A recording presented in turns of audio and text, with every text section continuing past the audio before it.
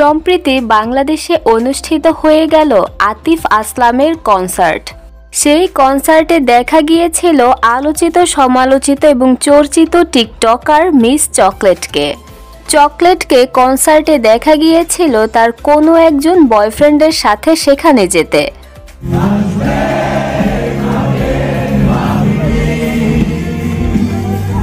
Miss চকলেটের এই video দেখে অনেকেই বলছেন এটা মিস চকলেটের তৃতীয় বয়ফ্রেন্ড, আবার অনেকেই বলছেন কনসার্টে যাওয়ার জন্য মিস চকলেটের একজন বয়ফ্রেন্ড আছে, যে আমাকে ছাড়া কিছুই চাইবে না এমন একজন মানুষ আমার জীবনে আসলে।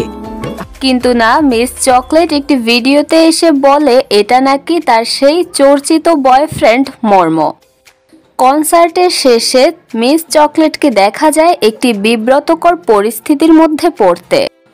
অনেকেই বলছেন মিস চকলেট নাকি কট খেয়েছে, কিন্তু মিস চকলেট জানায় তাকে ওইখানে কিছু ছাপরি পোলাপান ধরেছিল যারা কিনা তার হাতের একটা ব্যান্ড চাচ্ছিল যাতে তারা ওই কনসার্টে যেতে পারে। চকলেটের এমন কথা শুনে অনেকেই বলছেন আপনি যাদেরকে ছাপরি বলছেন আপনি নিজে কি ছাপরির থেকে কোনো ভালো কিছু?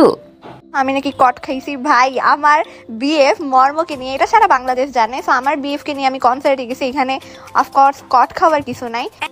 মিস চকলেটের প্রথম বয়ফ্রেন্ডের সাথে সেই ভাইরাল ভিডিওর পর আবার বেশ কিছুদিন পরে দেখা গেল আবারও আলোচনায় থাকতে মিস চকলেটকে।